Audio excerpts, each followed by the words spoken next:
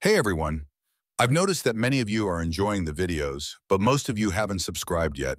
We're super close to hitting 1,000 subscribers, and your support could help us reach that milestone. If you're enjoying the content, please hit that subscribe button and give this video a like. It really makes a huge difference and helps us keep creating more awesome content. Thank you so much for watching and supporting. It all started with a barbecue. One of those casual afternoons where everything feels like it's running smoothly until it doesn't.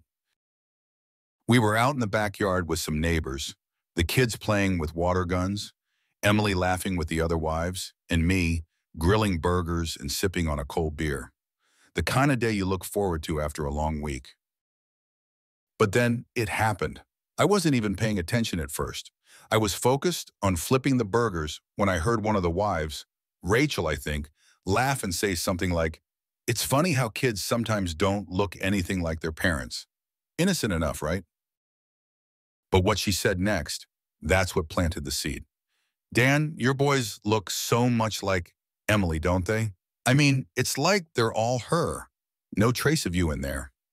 I laughed it off, smiled even, but something about the comment just stuck. I didn't think too much of it at first.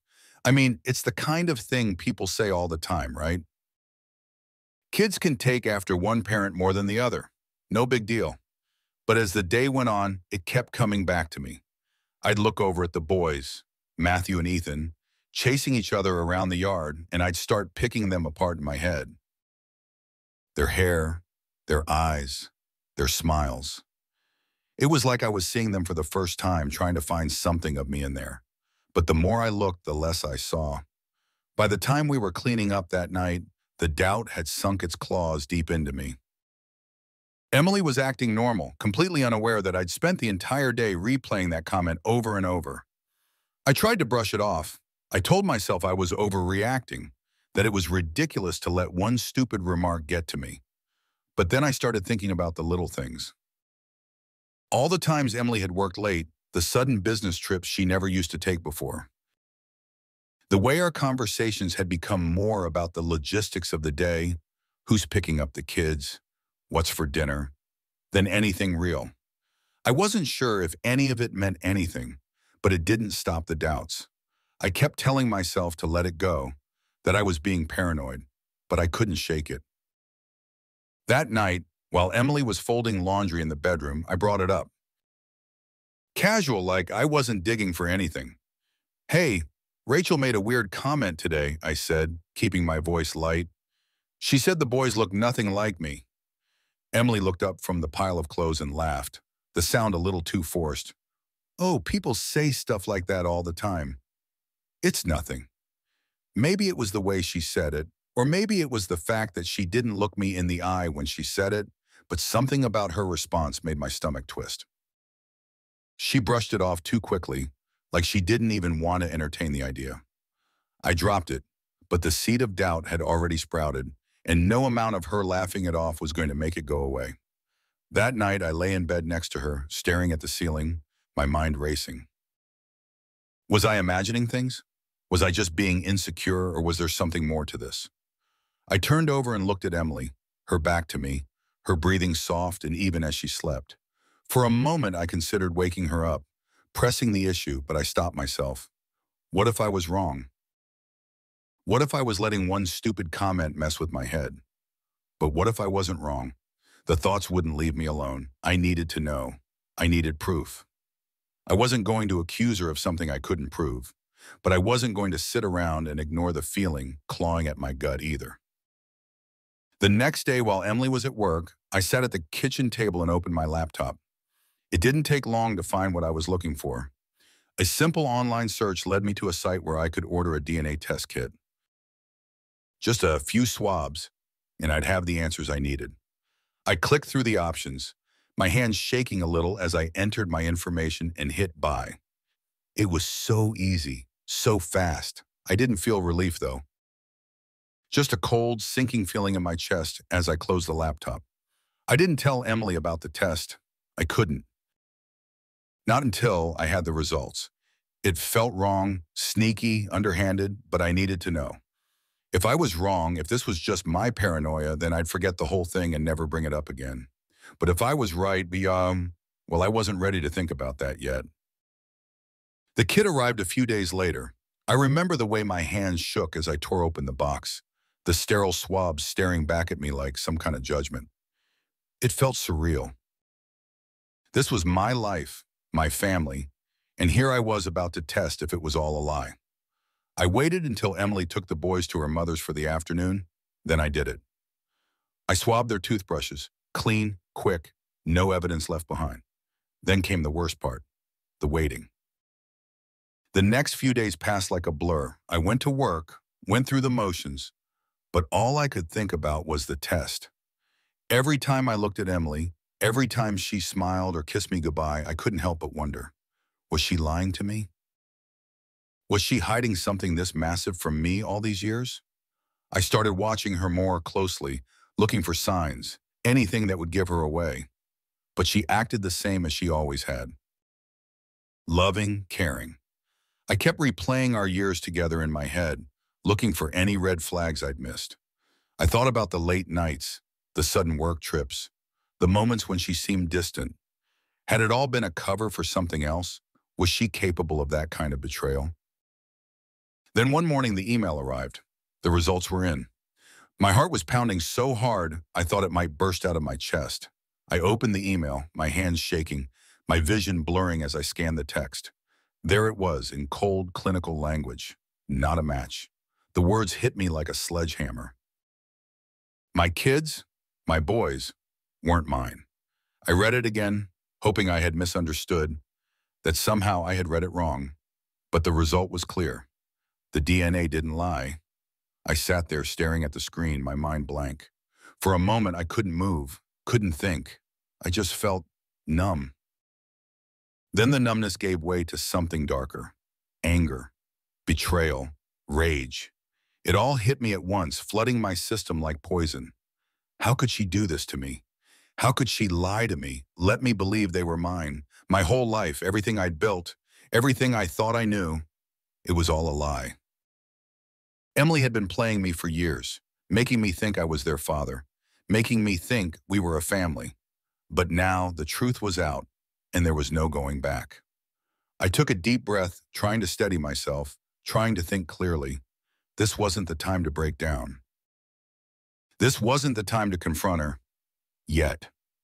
I needed to be smart about this. I needed to plan. The old me would have been devastated, would have begged for answers, would have tried to understand why. But I wasn't that man anymore. Emily had taken that from me. Now, all I could think about was how I was going to make her pay. I didn't confront her right away. I couldn't. Not yet. I needed more than a DNA result. I needed the whole picture, the full extent of her betrayal. Emily had built a web of lies, and I was going to unravel every thread before making my move. So I played it cool. For the next few days, I acted like nothing had changed, like I wasn't burning with rage every time I looked at her. She didn't seem to notice anything was off. Typical. She was probably so used to lying to me by now that she assumed I'd never catch on. But I watched her closer than ever. The small things I had once brushed off as nothing, those sudden business trips, the late nights at work, how she'd started dressing up more, even on weekends. They all seemed like glaring signs now. The excuses, the vague details. It wasn't enough to confirm anything, but I couldn't help but think about all the times I had trusted her without question. Now I questioned everything. While Emily carried on as if our lives were perfectly normal, I started digging. I went through old phone bills, receipts, anything I could find that might give me a clue. It felt dirty going behind her back like that, but I reminded myself that she had been doing it to me for years. I wasn't snooping. I was gathering evidence. Then one night, while she was out at yet another work dinner, I found something that made my stomach turn. I was flipping through one of our old photo albums, looking at pictures from a vacation we took a couple of years ago. At first glance, it was just the usual. Shots of the kids on the beach, us at dinner, Emily smiling for the camera. But then I noticed it. Her smile, it wasn't her usual carefree smile. It was forced, tight. I flipped through more pictures and found the same expression in everyone. I started to wonder who was behind the camera. I had taken most of the photos, but in these, it wasn't me. And it wasn't just her smile. There was something about her body language, the way she stood, slightly turned away, almost as if she was hiding something, or maybe someone. I couldn't shake the feeling that those photos held more than I realized. The pieces were starting to fall into place, but I needed more. So I waited for the right moment to confront her, but I wasn't going to rush it. I had to be smart, patient. I couldn't let her know I was on to her. If she had been lying to me for this long, there was no telling how deep it went. I needed to catch her off guard. A few nights later, I finally got my chance.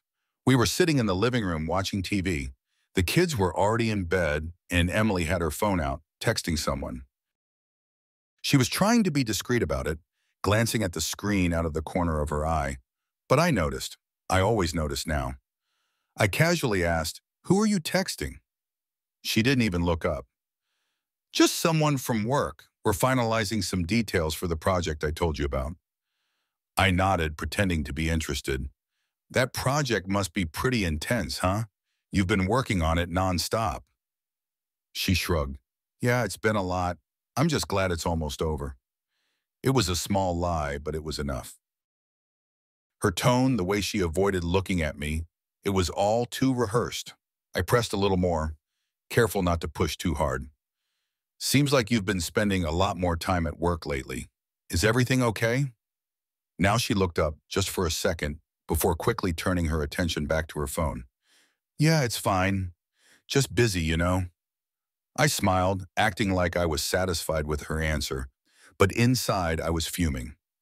It was so easy for her to lie, like it was second nature. I had to fight the urge to call her out right then and there, but I held back. I needed more than just suspicion. I needed proof. The next day, I took the afternoon off from work and headed to the bank. Emily had always been in charge of our finances, but I'd never paid much attention to the details.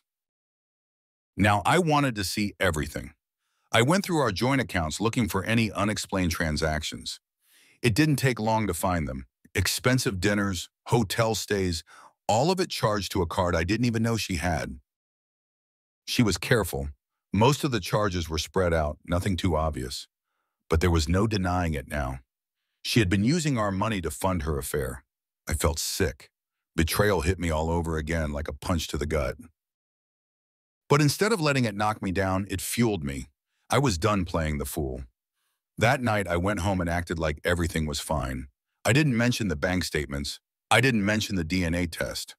I needed to keep her thinking she was still in control. But inside, I was planning my next move. I started paying closer attention to her behavior, looking for anything that might give me a clue as to who she was seeing. That's when I noticed she was spending more time on her phone, but not just texting. She'd started being careful about where she left it, always making sure it was face down or in her pocket. When she thought I wasn't paying attention, she'd erase messages or lock the screen before putting it down. One night, while she was in the shower, I finally got my chance. She had left her phone on the kitchen counter, unlocked. I grabbed it and started scrolling through her messages. Most of it was normal, chats with friends, work stuff, but then I found a string of texts from a number that wasn't saved in her contacts. The messages were vague, nothing explicit, but it was enough to raise red flags. The way they talked, like they were careful not to say too much. Whoever it was, they were being smart about it. Emily had been texting this person almost every day, sometimes late into the night when I was already asleep. It wasn't concrete proof, but it was close enough. I copied the number down and put the phone back where I found it just before she came out of the shower. My heart was racing, but I acted calm, casual. She didn't suspect a thing. The next day, I ran the number through a reverse phone lookup. What I found didn't surprise me. It was registered to a guy named Mark, someone she had mentioned a few times before. He was just a friend from work, of course. I couldn't help but laugh at how predictable it all was. I knew I was getting close, but I still didn't have enough. So I waited. I started keeping a log of her lies, her excuses, anything that didn't add up. The more I documented, the angrier I became. How long had she been playing me? How many lies had I missed over the years? Then came the final straw. It was a Friday night and she was getting ready for yet another work event. I had already decided I wasn't going to let her leave without a confrontation. I needed answers. As she was finishing up her makeup, I walked into the bedroom, leaned against the doorframe and asked, "Are you seeing someone?" She froze for a second, then turned to look at me, her face carefully neutral. "What? Why would you ask that?" I shrugged, keeping my tone light. "I don't know. You've been spending a lot of time at work lately. Just thought I'd ask." She laughed, but it didn't reach her eyes. "Dan, you're being paranoid. I'm just busy. You know how it is." I nodded, playing along. "Yeah, I guess you're right. I'm probably overthinking it." She smiled, relieved that I had seemingly dropped it, but I wasn't done. I watched her closely as she left, my anger simmering just below the surface. I was done waiting. It was time to act. When she left, I went straight to her office. I'd never had a reason to go through her things before, but now I didn't care. I needed to know how deep this went. I started with her desk drawers, rummaging through papers and old receipts. That's when I found it, a second phone, hidden under a stack of folders. My hands were shaking as I turned it on. The screen lit up with notifications, mostly messages from Mark. But there were others too, emails, social media alerts, all of them tied to this secret life she had been living behind my back. It wasn't just one affair. There were multiple messages from different men, all of them damning. I stared at the screen, the weight of everything crashing down on me. This wasn't just about one affair. This was something bigger, something darker. She had been living a double life, and I had been too blind to see it. I took a deep breath, forcing myself to stay calm. I had the proof I needed now. There was no turning back. Emily had lied to me for years, and now it was time for her to pay. But I wasn't going to confront her tonight. No, I was going to be patient, calculated. I was going to make sure that when I took her down, it would be absolute. She wouldn't see it coming, and when she did, it would already be too late. The web had tightened around her, and I was holding all the strings. I sat there staring at the second phone in my hand, the missed messages lighting up the screen. Every notification felt like another nail in the coffin of our marriage. There was no longer any doubt. Emily had betrayed me in more ways than I could count. It wasn't just Mark. She'd been living an entirely different life, one I'd never been a part of. The emails, the messages, the hotel stays, it all added up. She had been lying to me for years, and the kids weren't even mine. It was a gut punch, but I refused to let it break me. The old me would have crumbled under the weight of it all, begging for an explanation, pleading for her to come clean. But I wasn't that man anymore. The betrayal had changed me. Emily had taken everything from me, and I was going to make sure she paid for it. I didn't waste time with self-pity or despair. That wasn't going to help me now. Instead, I picked up the phone, dialed the number of a lawyer I'd found online, someone who specialized in paternity fraud cases, and scheduled a consultation. I needed to know what my options were. I needed to act fast, quietly, before Emily had any idea what was coming. The moment she knew I was onto her, she'd try to manipulate the situation. She'd twist the truth, make herself the victim. I couldn't give her that chance. The lawyer's office was an unassuming place in the middle of downtown, tucked between a coffee shop and a dry cleaner. I wasn't looking for some high-profile attorney with a fancy office. I wanted someone who knew how to navigate the messiest of situations, someone who dealt with this kind of betrayal before. The kind of guy who could keep things discreet. I sat across from him at his desk, the weight of everything still fresh on my mind, but my focus was laser sharp. "I need to file for paternity fraud," I said, cutting straight to the point. "I just found out my kids aren't mine. My wife has been cheating on me for years, and I need to know how to handle this without tipping her off." He looked at me over the rim of his glasses, nodding slowly as he listened. "Paternity fraud cases can be tricky," he said. "You'll need more than just the DNA results. We're talking about a full-blown legal battle here. Assets, custody, reputation. Are you prepared for that?" I didn't hesitate. I'm ready for whatever it takes. He leaned back in his chair, considering me for a moment. All right, the first step is to keep this quiet. Don't confront her yet. We need to build a case. I'll get started on the paperwork, and in the meantime, gather everything you can. Emails, texts, anything that proves the infidelity and deception. We need to show that she knowingly lied about the kid's paternity. I nodded, already making a mental list of everything I had. The second phone was a goldmine, and I had no intention of letting Emily know I'd found it. As I left the lawyer's office, I felt a strange sense of calm wash over me. I wasn't stumbling in the dark anymore. I had a plan. And soon enough, Emily would be the one in the dark, blindsided by the storm heading her way.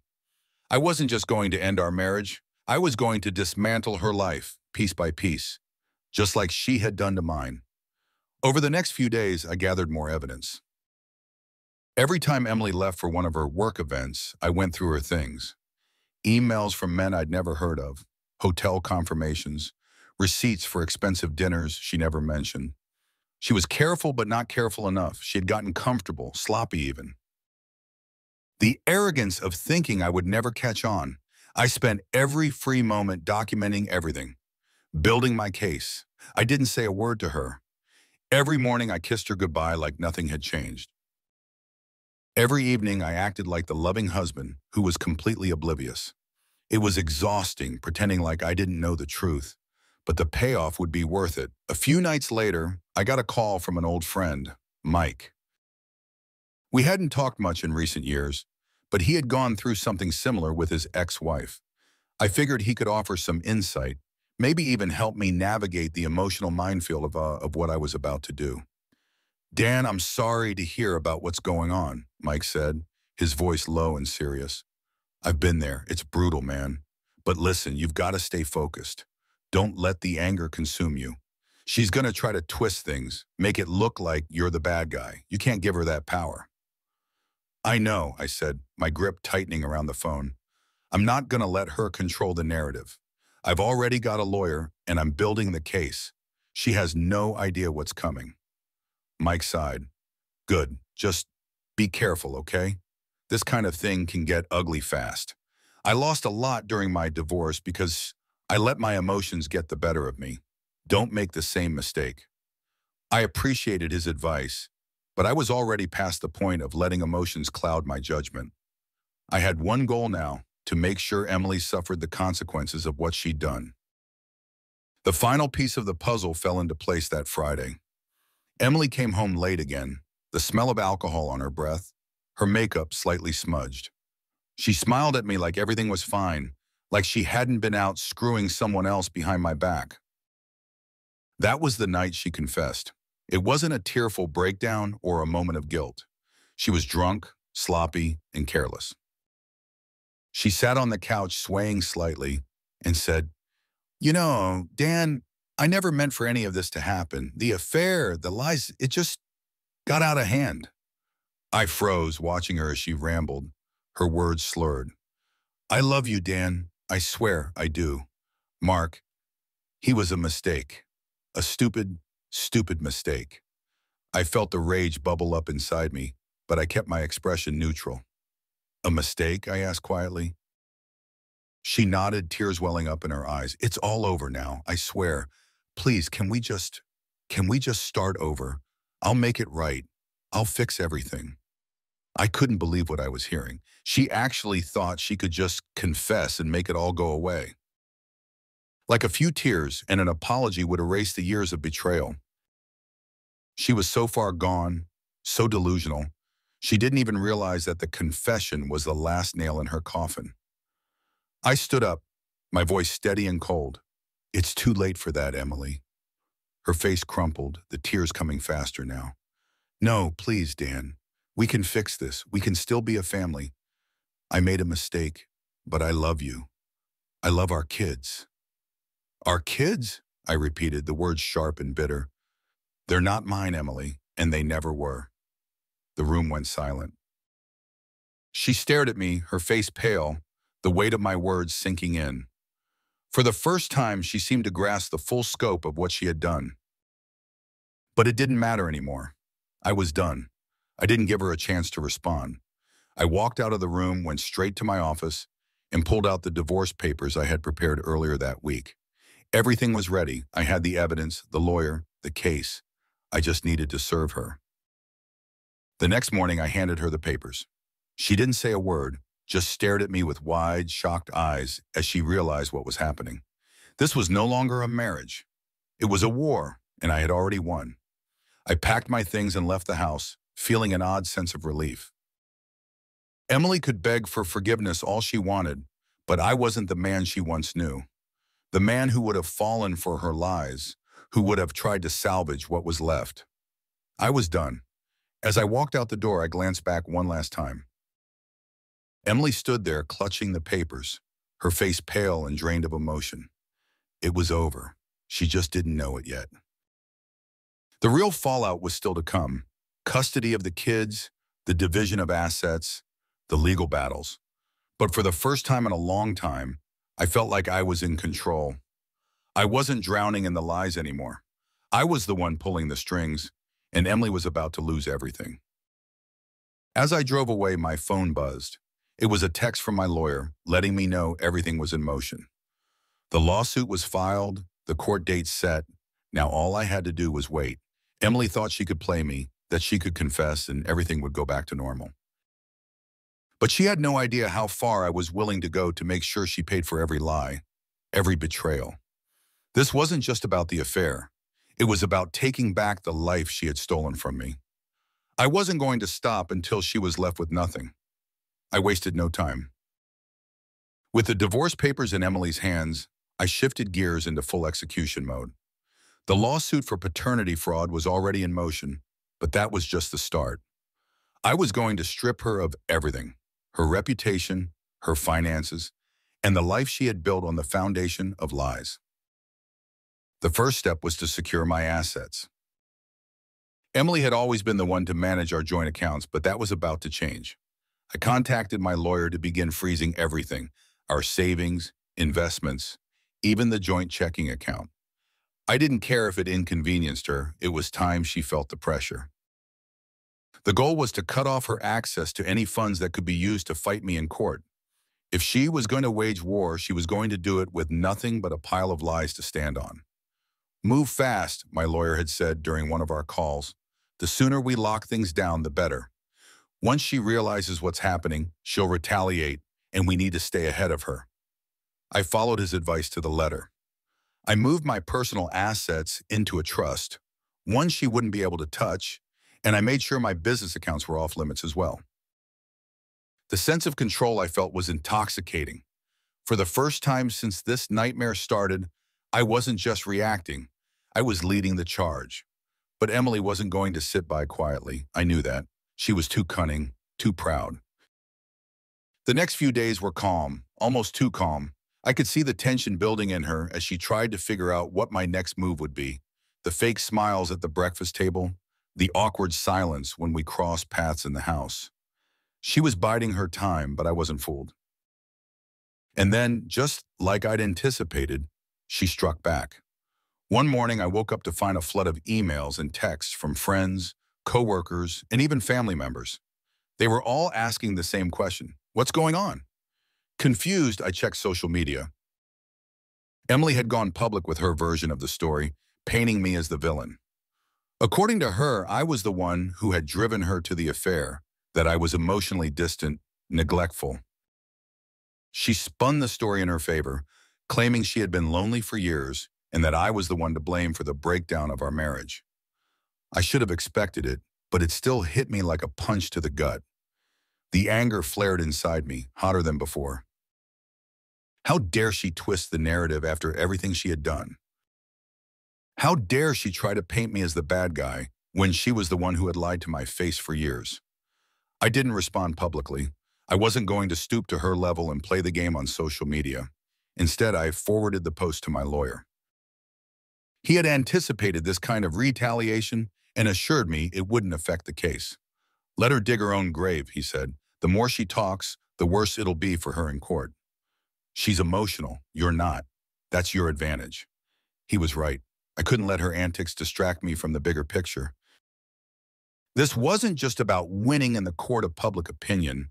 This was about real, lasting consequences, financially, legally, and emotionally. Behind the scenes, I worked tirelessly to dismantle the life we had built together. I started liquidating our shared assets. The house was the first on my list.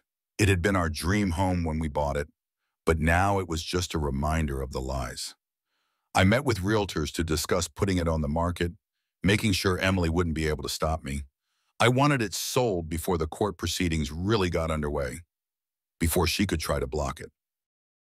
She didn't deserve to keep the house, not after everything. Meanwhile, I was preparing for the legal battle ahead. Emily, being an attorney herself, knew how the system worked, and I was under no illusions that she would go down without a fight. But that's why I had chosen the best lawyer I could find, someone who wouldn't be intimidated by her connections or her legal knowledge. The court date loomed closer, and every day was a new test of endurance. Emily was scrambling, trying to gather support, but her facade was starting to crack. The smear campaign she launched against me wasn't having the impact she'd hoped for. The people who knew me, really knew me, weren't buying it. And as for the ones who did, I didn't care. They'd see the truth soon enough. Then just when I thought I had everything under control, something unexpected happened. The kids, it was one evening after dinner, and they were playing in the living room when Matthew, my oldest, asked me, "Dad, why aren't you around as much anymore?" I froze, my stomach dropping. I hadn't realized how much my focus on the divorce had pulled me away from them. I was so caught up in the legal battles, the strategy, the revenge, that I had started neglecting the very thing I was fighting for. I crouched down beside Matthew, looking him in the eyes. "I'm sorry, buddy. I've been dealing with some stuff, but I'm here now." His little face was full of confusion. "Are you and Mom okay?" The question hit me harder than I expected. I wanted to tell him the truth. I wanted to scream that his mother had destroyed everything. But I couldn't. Not to him, not to my kids. They were innocent in all of this, and no matter how much I wanted to make Emily pay, I couldn't let them become collateral damage. "Things are complicated right now," I said carefully, "but I'm going to make sure everything's okay, I promise." That night, after the kids went to bed, I sat down and thought long and hard about my next move. The divorce, the paternity fraud case, it all needed to happen, but I couldn't lose sight of what was important. The kids didn't ask for this. They didn't deserve to be caught in the middle of a war between me and Emily. I needed to protect them, even if it meant compromising some of the satisfaction I wanted from seeing Emily destroyed. The next day, I called my lawyer. "I want to push for a settlement," I told him. He sounded surprised. "Are you sure? We're in a strong position right now. We could go all the way with this." "I'm sure," I said, "but I want the settlement to focus on the kids. I need to make sure they're taken care of, no matter what happens between me and Emily." There was a pause on the other end of the line before he responded. "I'll draft something up.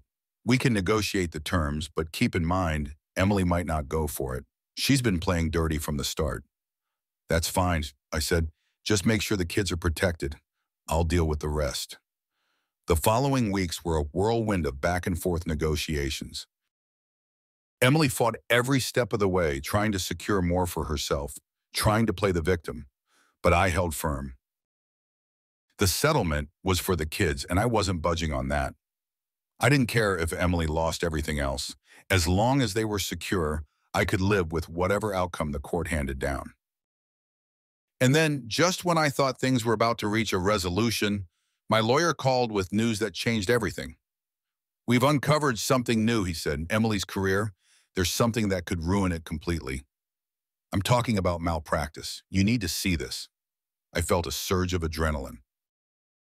This was it, the final blow. Emily had spent the past few months trying to paint me as the bad guy, trying to manipulate everyone around her, but now the tables were turning. I didn't know the details yet, but whatever my lawyer had found, it was big enough to destroy her professionally. The stage was set for the final confrontation. I had built my case carefully, methodically, and now I had the upper hand. Emily thought she could play me, but I was about to end the game. For good. As I hung up the phone, a calmness settled over me. The court date was fast approaching, and soon enough everything would come to a head. I wasn't afraid anymore. I wasn't the man who had sat in that backyard months ago, laughing off a comment about how the kids didn't look like me. I was someone else now, someone who had taken control of his life, no matter the cost. Emily had no idea what was coming. The day of the court hearing arrived, and the tension in the air was suffocating. I walked into the courthouse with my lawyer by my side, my heart pounding, but my mind was clear. This was the moment everything had been building toward. Months of preparation, legal maneuvering, and emotional endurance were about to pay off. I wasn't just here to win. I was here to make sure Emily lost everything. The courtroom was stark, clinical. Emily was already seated, looking composed in that way only she could manage, like she had everything under control. But there was a flicker of something in her eyes, a shadow of doubt. She knew I had more cards to play, and that uncertainty was eating away at her, no matter how calm she tried to appear. Her lawyer, a smug-looking guy who probably thought he could walk circles around me, nodded curtly in my direction. He had no idea what was coming. As the judge entered and the proceedings began, my lawyer laid out the facts methodically. It was all there: Emily's infidelity, the DNA tests, the financial deception, the lies. Every bit of evidence we had gathered was presented in clear, damning detail. I watched as Emily's confidence wavered with each piece of proof. She shifted in her seat, her fingers tightening around the edge of the table in front of her. Then came the real blow. "We have additional evidence, Your Honor," my lawyer said, his voice calm but carrying the weight of finality. "Evidence that demonstrates not only Mrs. Cullinan's deceit within her marriage, but also her misconduct in a professional capacity. This is no longer just a case of personal betrayal. It speaks to her character, or rather, the lack of it." He handed over a stack of documents to the judge, and I saw Emily's lawyer lean over to her, whispering frantically. Her face went pale. She didn't know what was in those papers, but she knew it was bad, very bad. The judge scanned the documents, his expression growing graver by the second. I didn't know the specifics of what my lawyer had uncovered, but I knew enough. It was malpractice, a professional scandal big enough to end her career. Emily had lied and manipulated her way through our marriage, and it looked like she'd been doing the same in her law practice. Fraud, negligence, it was all there. "Mrs. Colton," the judge finally said, "these allegations are severe. I will need time to review this evidence thoroughly, but as it stands now, the court finds it necessary to freeze all professional assets tied to your practice until a further investigation can be conducted." Emily looked like she had been hit by a truck. Her career was over, at least for the foreseeable future. The judge might as well have handed her a death sentence. I felt a cold sense of satisfaction watching her crumble. This was it, the moment she realized that all her manipulations, all her lies, had finally caught up to her. But it wasn't over yet. After a short recess, we reconvened. The air was thick with anticipation, the room silent except for the shuffle of papers and the occasional murmur. Then Emily's lawyer stood and began his counterattack. He was smart, I'll give him that. He tried to spin the narrative, painting Emily as a victim of circumstance, a woman driven to desperation by an emotionally distant husband. The sob story was pathetic, and it would have been laughable if the stakes weren't so high. "She made a mistake," he said, his voice dripping with false sincerity. "But Mr. Colton is no saint either. He neglected her, pushed her away, and now he seeks to destroy her completely. This is about vengeance, not justice." I clenched my fists under the table, every word igniting a fresh wave of anger. But I stayed calm. My lawyer had warned me that they'd try this tactic, and I was ready for it. I had learned to stay composed, to keep my emotions in check. I wasn't going to let them drag me down into the mud. When it was time for me to speak, I stood up slowly, my eyes locking onto Emily's. For a moment, the room disappeared. It was just me and her, the woman who had shattered everything I thought I knew. The woman who had lied to me, manipulated me, stolen years of my life. "I trusted you," I said, my voice steady but filled with the weight of months of pain and betrayal. "I built a life with you. I loved you, and you took that, and you destroyed it. This isn't about vengeance. This is about consequences. You lied to me, you lied to our kids, and you lied to everyone who ever believed in you. Now you're facing the fallout. Emily didn't say a word. She just stared back at me, her eyes glossy with tears she wasn't letting fall. But I knew those weren't tears of regret. They were tears of fear. Fear of losing everything. Fear of finally facing the consequences of her actions.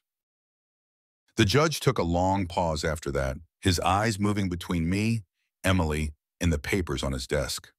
The silence was thick, almost unbearable, but I stood there, waiting, knowing that the outcome was already decided. The evidence was too strong. Emily's lies were too deep. Finally, the judge spoke. Given the overwhelming evidence presented here today, this court rules in favor of Mr. Colton. Full custody of all financial assets in a settlement in the amount of... The numbers were staggering, more than I had even hoped for. Emily was going to lose everything, her career, her money, her reputation, and I had won. As the judge continued reading the final ruling, I felt a strange sense of calm wash over me. This was it, the end of the war. Emily had fought dirty, but in the end she had lost. Completely. Utterly. When the session ended, I walked out of the courtroom without looking back. My lawyer was beside me, going over the details of what we'd just won, but I wasn't listening. I didn't care about the money or the assets. I had gotten what I came for. Justice. Emily was going to feel the consequences of her betrayal for the rest of her life. Outside the courthouse, I found a quiet spot away from the crowd. I needed a moment to take it all in, to process everything that had just happened. The victory felt hollow, like I had won the battle but lost something far deeper along the way. My phone buzzed in my pocket. It was a message from Emily. "We need to talk, please." I stared at the screen for a long time, my thumb hovering over the delete button. I didn't owe her anything anymore.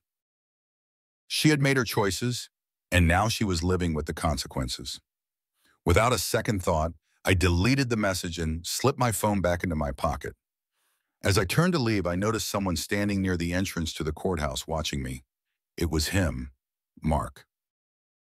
Emily's affair partner. I hadn't seen him in person until now, but there was no mistaking who he was.